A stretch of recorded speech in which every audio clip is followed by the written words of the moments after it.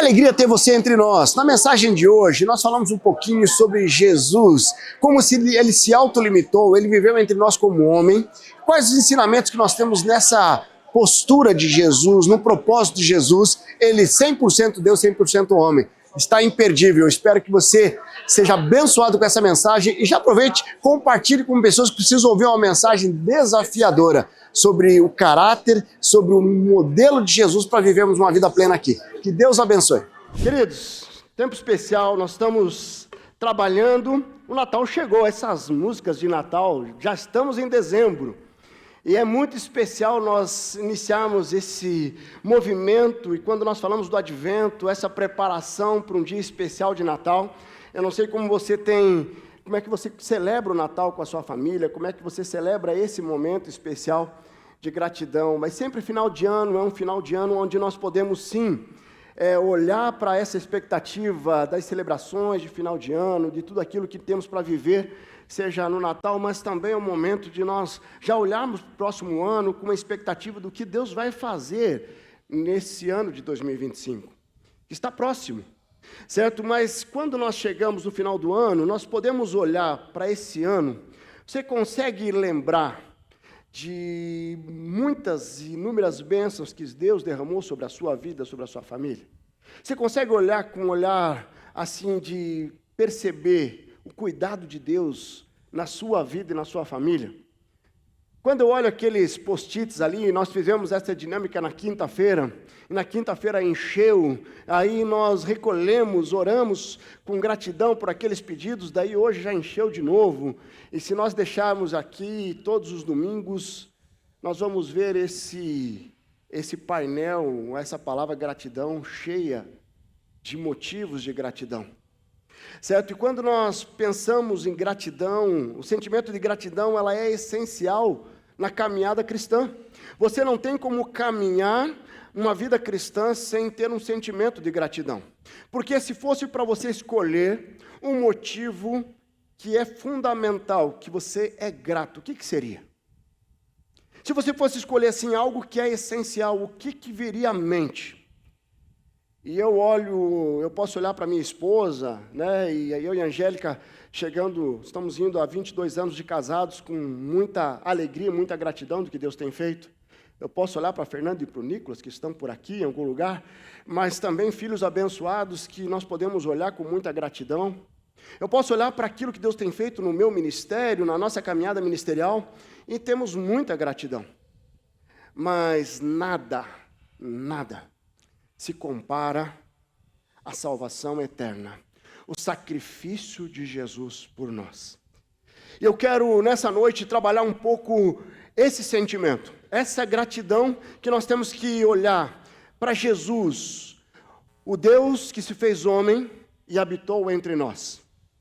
E essa é a mensagem dessa noite. Quando nós olhamos por que Deus precisou enviar o seu Filho, quando nós olhamos para a palavra lá em João 3,16, um texto muito conhecido, porque Deus amou o mundo de tal maneira que enviou o seu Filho, para que todo aquele que nele crê não morra, mas tenha vida eterna. Mas por que foi necessário a vinda de Jesus? E quando nós olhamos para a palavra, nós vamos ver que o projeto original de Deus era que nós pudéssemos ter a eternidade. Não havia a doença, não havia a enfermidade, não havia o pecado. Não havia todas essas mazelas que nós vemos nesse mundo, que nós presenciamos nesse mundo. Era uma vida perfeita, era um lugar perfeito.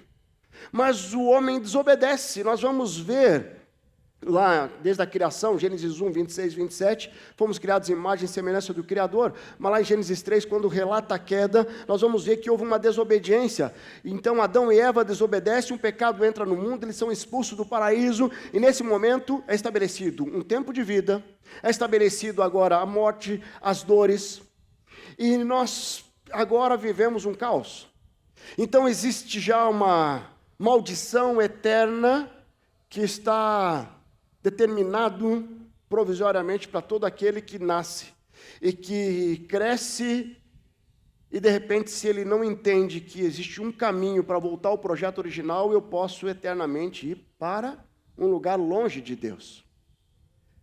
Mas nas Escrituras nós vemos algumas alianças ali sendo estabelecidas, ou uma tentativa. Deus não tenta, ele faz, mas o homem tem o livre-arbítrio. Nós vamos ver ali Noé, nós vamos ver Moisés, vamos ver Davi, Abraão. São alianças onde, em decorrência da natureza pecaminosa do homem, ela não foi suficiente para fazer aquilo que era necessário para a redenção, para realmente pagar o preço para que nós pudéssemos acessar a vida eterna.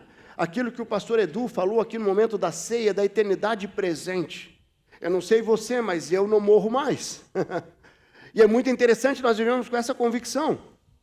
Alguém diz com muita propriedade, quem nasce 2 vezes morre 1 vez, mas quem nasce 1 vez morre 2. Quem nasce só fisicamente vai morrer fisicamente e espiritualmente. Mas quem experimenta o segundo nascimento, que além do nascimento físico, o nascimento espiritual, morre somente fisicamente. Mas Jesus foi necessário que ele viesse ao mundo. E lá em 2 Pedro 2, 22, 23, fala que Jesus nunca pecou. E foi necessário que Jesus viesse sem pecado e ele vivesse nesse mundo sem pecar. E ele pudesse se entregar para levar sobre si os nossos pecados. Então, quando nós olhamos ali, o texto nos fala, ele não cometeu pecado algum. 2 Pedro 2, 22, ele não cometeu pecado algum. E nenhum engano foi encontrado em sua boca. Quando insultado, não revidava. Quando sofria, não fazia ameaças, mas entregava-se àquele que julga com justiça. Ele mesmo levou em seu corpo os nossos pecados sobre o madeiro, a fim de que morrêssemos para os pecados e vivêssemos para a justiça. Por suas feridas, vocês foram curadas. Pois vocês eram como ovelhas desgarradas, mas agora se converteram ao pastor e bispo de suas almas. Jesus nunca pecou. E foi necessário que ele se entregasse por mim e por você, para que houvesse uma nova aliança. Não mais aquela aliança onde trazia os animais, mas agora a nova aliança em Cristo Jesus. E eu quero olhar para esse momento onde Jesus...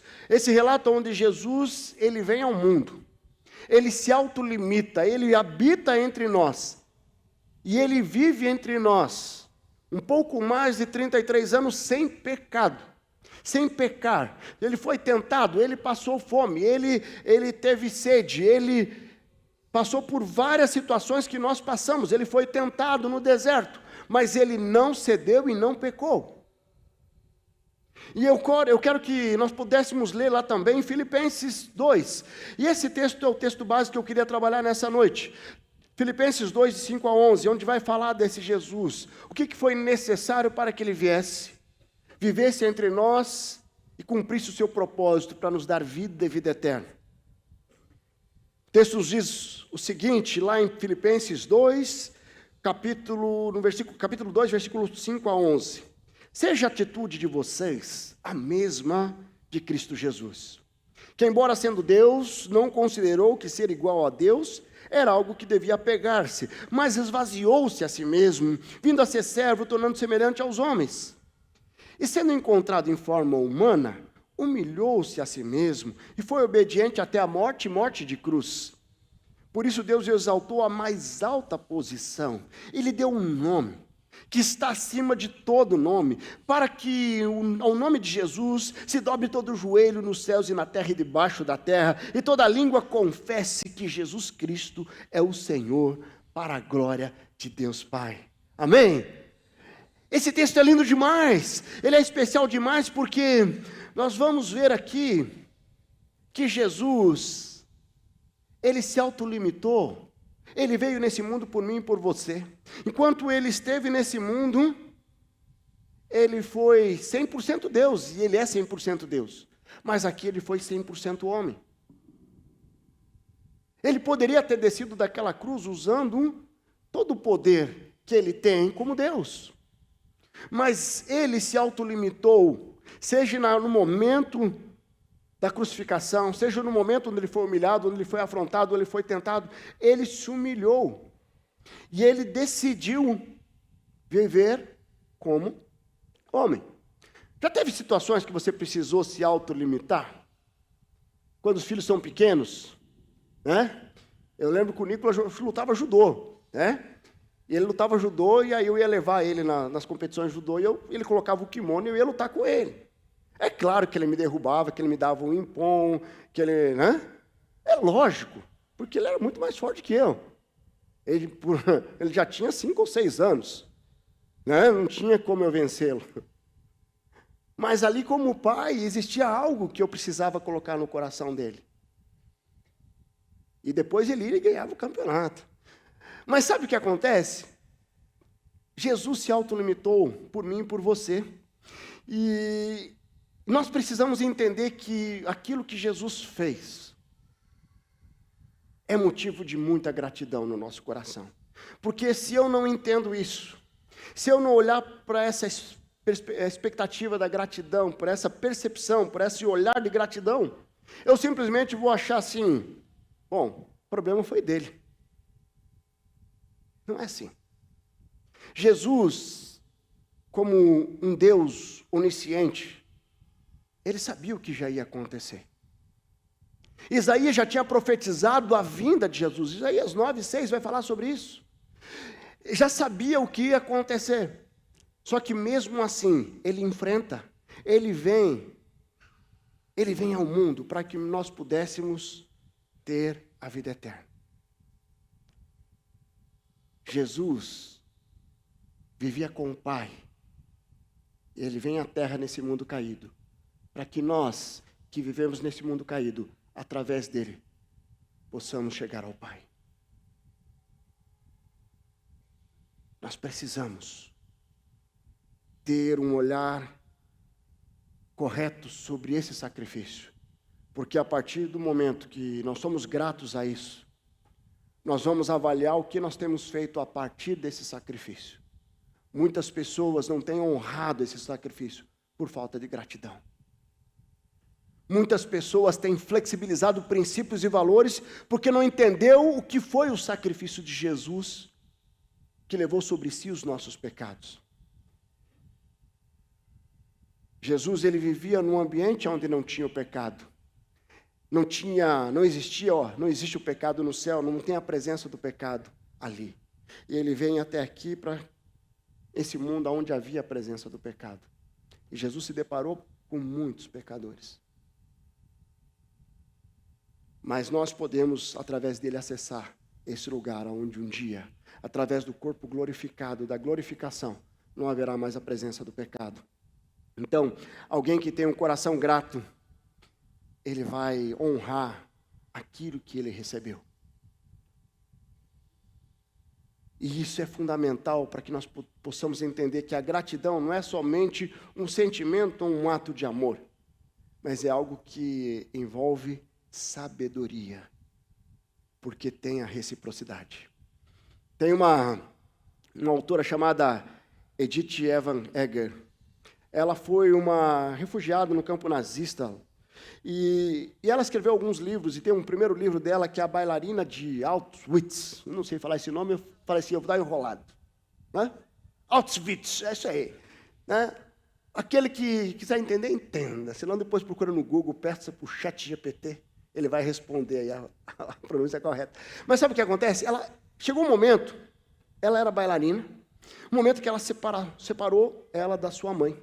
Eles separaram ela. A mãe morreu no campo de concentração, e aí obrigaram ela a dançar para Joseph Mengele. E ela dançou ali com aquele temor, e ela falou que ela fechou os olhos, e ela deixou ser levada como se ela estivesse num grande teatro. E ela dançou maravilhosamente, e como recompensa daquela dança, ela recebeu um pão. E ela pegou aquele pão num ambiente onde não tinha o alimento, e ela leva e distribui para várias outras prisioneiras naquele campo de concentração.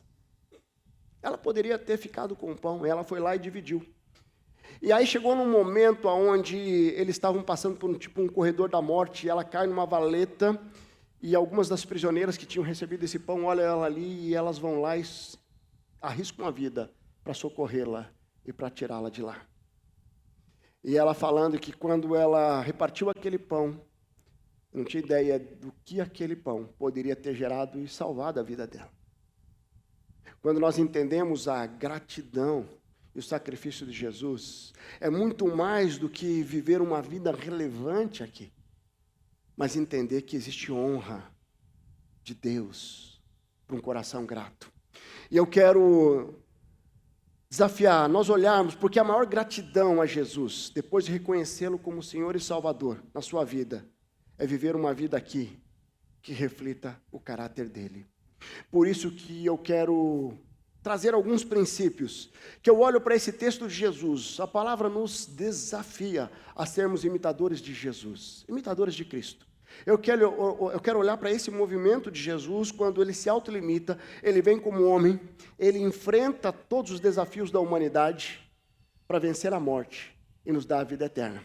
Então vamos lá, eu quero olhar para Jesus. Jesus, o Deus homem entre nós. Esse Jesus, o Deus homem entre nós. Eu olhando para esse texto de Filipenses 2, o primeiro destaque que eu vejo aqui, eu quero trazer, que para ser grato a Jesus, o Deus homem que viveu entre nós, eu preciso abandonar tudo aquilo que me afasta do meu propósito. No versículo 5, quando ele diz, seja a atitude de vocês a mesma de Cristo Jesus, que embora sendo Deus, não considerou que ser igual a Deus era algo que devia apegar-se, mas esvaziou-se a si mesmo, vindo a ser servo, tornando-se semelhante aos homens. Quando ele fala, seja a atitude a mesma de Cristo, ou seja, Cristo deve ser a referência. Se Cristo é a referência, o que ele veio fazer nesse mundo? Ele veio com um propósito muito claro. Ele não veio aqui só para ser um carpinteiro. Ele não veio aqui para dar uma alegria ali para José, para Maria. Ele não veio ali só para preparar os discípulos para caminhar e ter um pouco mais de sabedoria. Ele veio com um propósito. E para que ele vivesse o propósito, o preço foi muito caro. E na caminhada dele como homem, certo? Houve várias oportunidades de abandonar o propósito. Várias situações que poderiam afastá-lo do propósito, porque ele era 100% homem, embora fosse 100% Deus.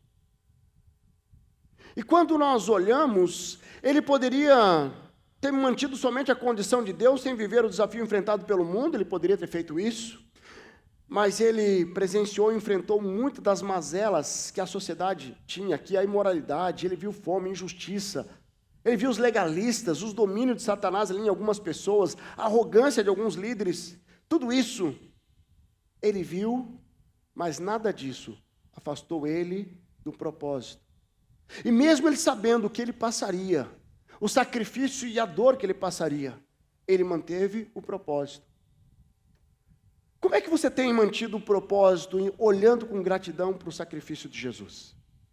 É muito triste quando eu olho algumas pessoas que caminharam entre nós, de repente você conhece alguém, que esteve entre nós, estávamos aqui servindo ao Senhor, estávamos aqui adorando ao Senhor juntos, e de repente vem uma proposta da empresa, e de repente vem uma situação para ter um flerte com alguém, que me leva ao adultério, e de repente eu vou me afastando, e eu retiro minha comunhão com Deus, eu afasto minha comunhão com a igreja, e eu perco completamente o meu propósito principal, porque, queridos, um propósito principal tem que ser eterno. Todas as demais coisas são um subproduto de um propósito eterno. Se você faz algo que não traz glória para Deus, você precisa repensar o seu propósito. O meu primeiro propósito é agradar a Deus, é caminhar debaixo da direção do Espírito Santo de Deus. E se de repente eu estou lá no meu trabalho, eu estou em um desafio na faculdade, no doutorado, tudo isso eu preciso olhar com a perspectiva da graça, com a perspectiva do meu propósito original. Agora Jesus, ele sabia que ele passaria por sofrimento. E mesmo assim ele não retroagiu. Ele não retrocedeu. Se você soubesse que ia passar por um grande desafio, se você for por esse caminho, Deus está te mandando, mas você vai passar por uma grande luta e desafio, você prosseguiria? Ou você, se tivesse a oportunidade de parar, você pararia? Nós olhamos para Jesus e Jesus viveu isso, mas nas Escrituras, lá em Atos 2, nós temos um outro relato do apóstolo Paulo que passou por algo muito semelhante. Que vem alguém e fala, não vai para lá, porque você vai ser açoitado, você vai ser ferido, você vai sofrer. Veja lá o que dizem lá em Atos 2, 10 a 14, Atos 21, 10 a 14, ele diz o seguinte: depois de passarmos ali vários dias, desceu da Judéia um profeta chamado Ágabo. Vindo ao nosso encontro, tomou o cinto de Paulo e, amarrando em suas próprias mãos e pés, disse, assim diz o Espírito Santo. Dessa maneira os judeus amarrarão o dono desse cinto em Jerusalém e o entregarão aos gentios. Quando ouvimos isso, nós e o povo dali rogamos a Paulo que não subisse para Jerusalém. Então Paulo respondeu, por que vocês estão chorando e partindo meu coração? Estou pronto não apenas para ser amarrado, mas também para morrer em Jerusalém, pelo nome do Senhor Jesus. Como não pudemos dissuadi-lo, desistimos e dissemos, seja feita a vontade do Senhor. Uau! Sempre vai ter alguém dizendo assim, não vá não, isso aqui é uma furada. Puxa, Deus está me falando. Tem certeza? Quem entende claramente o propósito, não deixa as circunstâncias mudar a sua rota. Quem entende claramente o propósito não vai ser distraído pelas circunstâncias da vida. Lembra de Neemias? Neemias estava ali, muita gente tentando chamá-lo, vem aqui, vamos conversar, tentando distraí-lo. E a palavra dele é muito clara. Neemias diz assim, olha, eu estou numa grande obra e eu não posso parar, eu não posso descer. Você tem vivido o seu propósito? Será que, o que falta você se posicionar para viver o seu propósito? O apóstolo Paulo mesmo nos orienta lá em 1 Coríntios 11, 1, que torne-se imitadores, meus imitadores como eu sou de Cristo. Porque o apóstolo Paulo manteve a mesma postura de Jesus ali. E ele fala, sejam meus imitadores como eu sou de Cristo. Não abandone o seu propósito. Não abandone o seu propósito pelo medo. Às vezes o medo me tira do meu propósito. Eu tenho medo de arriscar. Eu tenho medo de dar um passo de fé. Então eu vou ficar aqui quietinho. Eu não avanço. Eu não cresço. Eu não mudo de nível daquilo que Deus tem para mim. Às vezes as práticas mundanas, o pecado, pode te tirar do teu propósito. De repente você está aqui nessa noite e tem alguma área da sua vida que precisa ser santificada. Porque isso tem tirado você do propósito de Deus para a sua vida. De repente, você está aqui e o que tem tirado você do seu propósito, do propósito de Deus, é o orgulho. Você tem tanto orgulho que você não abre mão de pedir perdão, de se humilhar diante de Deus e deixar Deus trabalhar as circunstâncias na sua vida. Então, não permita, para você ser grato a Jesus, que se autolimitou, viveu entre nós como homem, não deixe nada roubar de você o seu propósito, aquilo que Deus tem para a sua vida. Porque é isso que Jesus fez. Amém? Estão comigo? Vamos lá, vamos continuar. Ok, então eu caminho, mas o que mais? Quando nós vamos ali no versículo 8, e sendo encontrado na forma humana, humilhou-se a si mesmo e foi obediente até a morte e morte de cruz. E aqui eu vejo Jesus, enquanto homem, vencendo suas lutas internas. Jesus foi alguém que enfrentou lutas internas. Lembro no Getsemane, ele enfrentou uma dor tão intensa que transpirou sangue. Senhor, Senhor, se for possível, passa de mim esse cálice. Existia uma luta interna acontecendo. Existia algo que remoía aqui dentro. E nós temos lutas internas. Não tem como você não ter lutas internas. A todo momento existe dois caminhos. E eu preciso escolher qual deles. E de repente eu preciso abandonar o caminho bom para ir para o ótimo. Mas tem muita gente que não tem escolhido nenhum bom. Tem escolhido o caminho de trevas. Sabe, nós precisamos vencer essas lutas internas. Então, Jesus precisou humilhar-se a si mesmo. Mas o que é humilhar-se a si mesmo? Jesus entendeu que ele tinha poder como Deus, para evitar aquele sofrimento. Ele tinha condições de fazer aquilo. E ele abre mão daquilo por um valor maior, por um princípio maior. Todos nós, quando enfrentamos lutas internas, nós precisamos entender que existe dentro de nós valores maiores que vale a pena você não querer vencer uma discussão, você não querer fazer a justiça com as suas mãos. Vale a pena você se humilhar debaixo da poderosa mão de Deus, porque existe honra, existe promessa de honra. O orgulho é uma das armadilhas mais perigosas da vida do homem, e uma das lutas internas mais intensas é o orgulho. Sabe, Jesus humilhou-se a si mesmo, ele passou pela vergonha, mas logo depois da morte, aquela vergonha gerou exaltação e honra. Veja lá em Mateus 27, diz lá quando o centurião e os que eles vigiavam Jesus viram um terremoto e tudo o que havia acontecido, ficaram aterrorizados e exclamaram: verdadeiramente, esse era o Filho de Deus. Houve o reconhecimento. Aqueles que humilharam, aqueles que viram Jesus sendo humilhado e colocado naquela cruz. Houve o reconhecimento de que era Filho de Deus. Quando eu abro mão de me humilhar debaixo da poderosa mão de Deus, que eu deixo o orgulho prevalecer, eu estou abrindo mão da honra.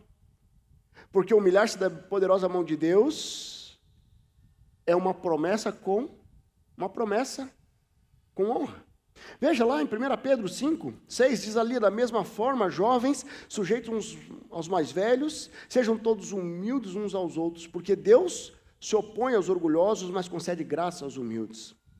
Portanto, humilhe-se debaixo da poderosa mão de Deus, para que Ele te exalte no tempo devido.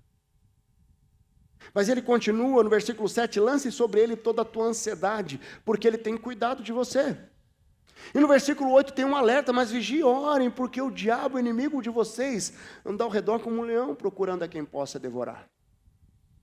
Quando eu venço as minhas lutas internas, eu não vou deixar que o orgulho prevaleça, eu não vou deixar que a minha vida seja dominada e governada pelas circunstâncias externas. Os homens podem manipular, os homens podem fazer o que eles quiserem, eles podem fazer aquilo que está no coração deles. Cada um joga para fora aquilo que alimenta no seu coração. A boca fala que o coração está cheio. E se eu vou lá, obras da carne e fruto do Espírito, se eu alimento mais fruto do Espírito, é isso que eu vou refletir. Então, quando eu olho para esse texto, quando eu olho para Jesus, ele viveu essa humildade, e essa humildade gerou honra. Então nós precisamos entender que nós precisamos se humilhar debaixo da poderosa mão de Deus ao nos olhar para dentro de nós e vencer as nossas lutas internas. Porque muitas das lutas têm a ver com orgulho. Muitas das lutas têm a ver com incredulidade. Muitas das lutas internas têm a ver com a falta de fé em um Deus que é todo-poderoso, que venceu a morte, que morreu por mim e por você. O que tem governado a sua mente, o seu coração? Será que é esse medo de você ser destruído por Satanás e os demônios dele? Nós precisamos olhar, Jesus já venceu Satanás e ele não tem mais esse poder todo, não. Ele tem poder ainda aqui. Por isso que nós precisamos vigiar e orar. Mas Cristo é muito mais poderoso. E quando nós estamos submissos a Deus, ao senhorio de Deus, nós vencemos. E por isso que eu quero finalizar trazendo esse último ponto de gratidão a Jesus, o Deus homem entre nós, é viver submisso ao senhorio de Deus. Porque no versículo 9 ele vai dizer: por isso Deus exaltou a mais alta posição, e lhe deu um nome que está acima de todo nome, para que no nome de Jesus se dobre todo o joelho no céu, na terra e debaixo da terra, e toda língua confesse que Jesus Cristo é o Senhor, para a glória de Deus Pai. Sabe, ter Jesus como Salvador é diferente de ter Jesus como Senhor. Jesus é o nosso Salvador? Sim, Ele morreu, ressuscitou, Ele é o nosso Salvador, é através dEle. Lá em 1 Timóteo 2,5 vai falar assim, que há um só mediador entre Deus e o homem, Cristo Jesus. Então Ele é o nosso Salvador. Mas quando nós olhamos lá em Romanos 10,9, se você confessar com a sua boca que Jesus é o Senhor, e crer no seu coração que Ele ressuscitou dentre os mortos, você será salvo. Então nós precisamos não somente reconhecê-lo como Salvador, mas principalmente reconhecê-lo como Senhor da minha vida. Porque quando Ele é o Senhor da minha vida, não muda só a minha eternidade, porque aceitar Ele como Senhor e Salvador muda a minha eternidade. Então, lá em Efésios 1,13, nós somos selados com o Espírito Santo, e esse selo nos dá acesso à eternidade com o Pai. E nós agora somos selados com o Espírito Santo, em 1 Coríntios 6,19, temos agora o templo, somos o templo e temos o Espírito Santo em nós. Só que o que acontece? Isso muda instantaneamente a nossa eternidade, só que nós temos uma vida aqui. E para nós vivermos essa vida aqui, nós precisamos estar conectados com o Espírito Santo. João 8,16, Jesus enviou o Espírito Santo para convencer o mundo do pecado, da justiça e do juízo. O Espírito Santo foi enviado para nós, para que nós pudéssemos viver essa vida, sendo capacitado pelo Senhor a vencer todas as lutas e desafios aqui. Mas eu preciso estar debaixo do senhorio de Deus. Deus é Senhor na sua vida. Deus é Senhor na sua vida em todas as áreas. Olhe para dentro de você, na sua intimidade. Quando você está num ambiente que ninguém está olhando, Deus é Senhor da sua vida ali? No teu casamento, quando você está se relacionando no teu casamento, em todos os momentos, Deus é Senhor da sua vida ali? Na sua paternidade, você como filho, lá na faculdade, na escola, no seu trabalho, Jesus tem sido o Senhor? Porque se Ele é Senhor da sua vida, as suas atitudes têm que estar debaixo dessa submissão plena. Porque quando nós olhamos alguém que o Senhor naquela época seria um Senhor dos escravos, os escravos fazem o que o Senhor manda. Será que você tem feito o que Jesus manda você fazer? Ele não está pedindo assim, olha, vamos lá, por favor, olha aqui para mim, abandone isso aí. Não, não é isso não. Sejam santos, porque eu sou santo. Estar debaixo do senhorio de Deus é a grande chave para nós vivermos uma vida plena, uma vida extraordinária. Lá em Efésios 1, 9 e 10 diz lá, e nos revelou o mistério da sua vontade, de acordo com o seu bom propósito, e Ele estabeleceu em Cristo, isto é, de fazer convergir em Cristo todas as coisas celestiais ou terrenas, na dispensação da plenitude dos tempos. Você reconhecer Jesus como Senhor é algo que faz toda a diferença. É interessante porque o texto fala que nome está acima de todo nome, para que ao nome de Jesus se dobre todo joelho, no céu e na terra, e debaixo da terra. E toda língua confesse que Jesus Cristo é o Senhor, para a glória de Deus Pai. Sabe o que acontece? Todo mundo, um dia, vai se apresentar diante de Deus. E vai se ajoelhar diante do Senhor. Todo mundo. Sabe essa pessoa que veio à mente? Essa aqui não, duvido. É esse mesmo. Sabe esse político que veio à mente? Ele também vai. Se todo mundo um dia vai se prostrar diante de Deus, diante do tribunal, só que ali, uns vão para o Pai, outros vão para o Sheol, para o inferno. Se você um dia vai ter que se prostrar diante do Senhor, por que você não se prostra agora? Com o coração quebrantado, com o coração contrito. João 4 fala que Deus espera de nós são verdadeiros adoradores que o adorem em espírito e em verdade. Nós precisamos nos entregar diante do Pai em espírito e em verdade. Não queira ser um crente meia boca. Não queira levar de qualquer jeito o que é ser um discípulo de Jesus. Nós precisamos viver debaixo do senhorio de Deus. O mundo está tentando roubar a sua vida e a sua família. O mundo está tentando destruir a sua paternidade.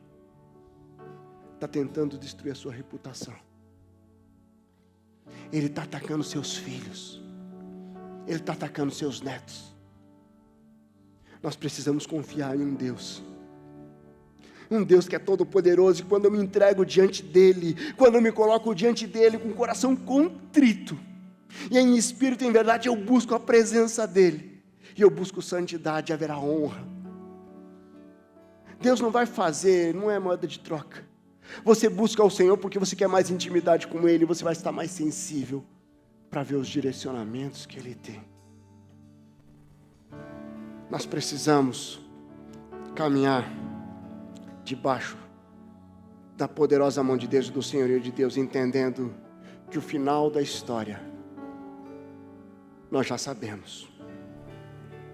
Eu vi a história de um pastor que nos Estados Unidos ele torce para um time de futebol americano.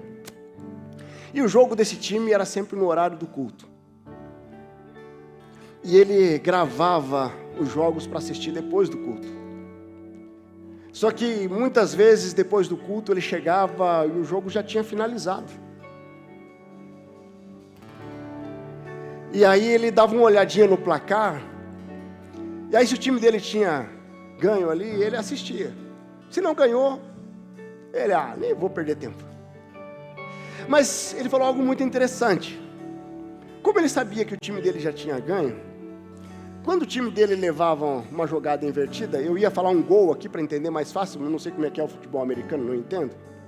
Mas digamos assim, digamos que o meu Flamengo está jogando. Já imagina se eu soubesse que ele já é campeão. Certo? E ele levou um gol, levou 2 gols.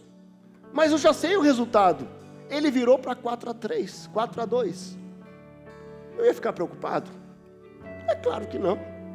Eu ia olhar aquilo ali e falar assim, eu já sei o resultado. O que acontece é que quando Jesus vem, Ele morre, ressuscita.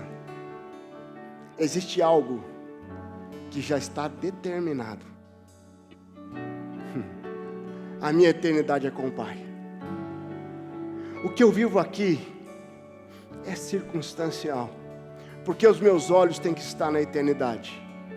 E se os meus olhos estão na eternidade, eu vou viver debaixo do senhorio de Deus. Eu vou vencer as minhas lutas internas na dependência do Espírito Santo. E eu não vou deixar que ninguém e nem nada me tire do meu propósito. Gratidão é a chave para vivermos o extraordinário que Deus tem para nós, como discípulos de Jesus.